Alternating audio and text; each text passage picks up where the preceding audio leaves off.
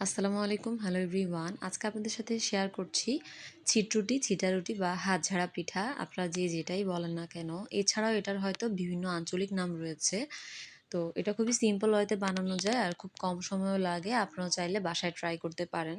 আমার কাছে পার্সোনালি এটা পোলাওর চাল দিয়ে সবচেয়ে বেশি ভালো লাগে, যেহেতু এটার মধ্যে অন্য কোনো কিছু দেওয়া হয় না। এজন্য আমি এটাকে সবসময় চিনি গুঁড়া চাল দিয়েই করে থাকি। তো এখানে আমি মেজারমেন্ট কাপের 1/2 কাপ নিয়েছি চিনি গুঁড়া পোলাওয়ের চাল। তো এটাকে আমি ইনস্ট্যান্ট যেহেতু বানাবো, এজন্য আমি এটাকে হালকা গরম পানি দিয়ে এটাকে ভিজিয়ে রাখবো প্রায় 30 থেকে 40 মিনিটের মতো। এরপরেই কিন্তু আমি এটাকে ভালোভাবে ধুয়ে ক্লিন করে দেন ব্লেন্ডারে একদম মিহি করে ব্লেন্ড করে নিব, যতক্ষণ পর্যন্ত একটু একটুও দানা থাকে। তো এই তো অফ ক্যামেরায় কিন্তু আমি এই চালগুলোকে ভালোভাবে ধুয়ে নিয়েছি এবং ব্লেন্ডার জারে নিয়ে ভালোভাবে এটাকে ব্লেন্ড করে নিয়েছি খুব সামান্য লবণ দিয়ে। এবার আমি সবটা ব্যাটার এখানে ঢেলে নিয়েছি। আপনারা একটু লক্ষ্য করলে বুঝতে পারবেন এটার কনসিস্টেন্সিটা কেমন হয়েছে। তো আমি পরিমাণ মতো লবণটা দিয়ে নিলাম। তো আপনাদেরকে হাতে দেখিয়ে দিচ্ছি যে এটার কনসিস্টেন্সিটা ঠিক কেমন হয়েছে। আমরা যেহেতু এটাকে গ্যাসের চুলায় করব, লার্কির চুলায় করলেই কিন্তু এই পিঠাটা সবচেয়ে বেশি সুন্দর হয়। আর যদি পসিবল হয় আপনারা চাইলে মাটির যে খোলা রয়েছে সেই খোলায়ও কিন্তু এই পিঠাটা তৈরি করতে পারেন, সেক্ষেত্রেও পিঠাটা অনেক বেশি সুন্দর হবে। তো আমি চুলায় একটা ফ্রাইং প্যান নিয়ে নিয়েছি, এটাতে কিছুটা তেল ব্রাশ করে আমি এখানে হাত দিয়ে ছিটে ছিটে এভাবে ব্যাটারটা দিয়ে দিয়েছি।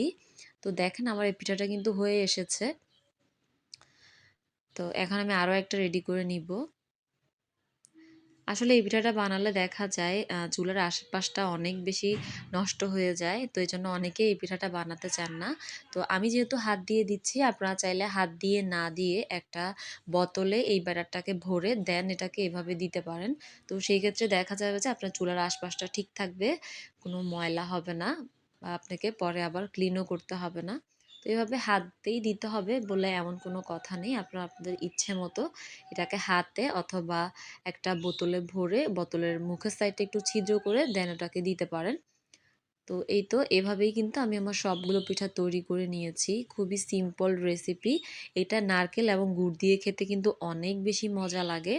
আপনাদের যেভাবে পছন্দ আপনারা সেভাবেই কিন্তু খেতে পারেন। তো আপনারা চাইলে কিন্তু খুব সিম্পল ওয়েতে ছিটরুটি পিঠাটা বানিয়ে নিতে পারেন। আশা করছি আজকের ভিডিওটা আপনাদের সবার কাছে ভালো লেগেছে। আজ এই পর্যন্তই। দেখা হবে অন্য কোনো দিন অন্য কোনো ভিডিওতে। সে পর্যন্ত ভালো থাকবেন, সুস্থ থাকবেন। আল্লাহ হাফেজ।